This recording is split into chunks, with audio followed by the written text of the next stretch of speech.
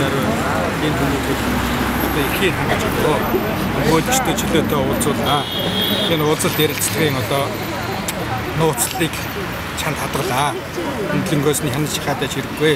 Гэр орныхонтой чөлөөтэй уулзуулаа. Тэр албадан имчилгээ буюу тэр чинь манайхан албадан имчилгээгээд орчуулсан. Түүнээс биш яг утгаараа бол албадан хооллох арга хэмжээ байна. Тийм манайхан болохоор албадан имчилгээ гэдэг боловсонгүй хэлж байгаа. Тэгэхээр тэр албадан хооллох имчилгээг бол хийж болохгүй. Энэ үл хүний эрхийг одоо ноцтой зөрчсөн үлдлээ гэж. Тийм учраас ийм арга хэмжээ авах болохгүй. За ингээд энэ хүнийг бол ер нь нин даруй одоо суллаа.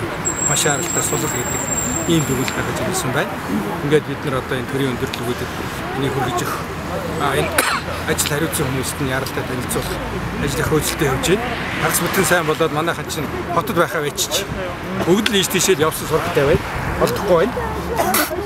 Тэгээ ингээд одоо бүгдээрээ эрчимтэй хөөцөлдөж байна. Албадан эмчилгээ хийх тушаал гарсан бараг эмчилгээ эхэлж байгаа юм яриад байсан. Өөрөө бол эмчилгээ эхлэх байгаа юу? Эхлэх байгаа. Биеийн байдал нь ямар хамгийн сүүлд хизээ мэдээлэл гэсэн байна.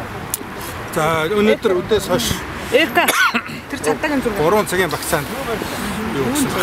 Мэдээлэл өгсөн баг. Гэж бодож байна.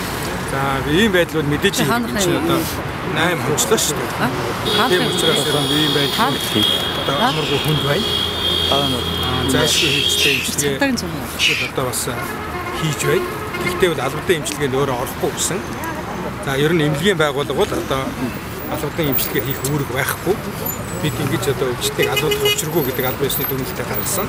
Тийм учраас одоо бол албадан имчилгээ буюу тэр албадан хооллох арга хэмжээ одоо авагдахгүй байгаа.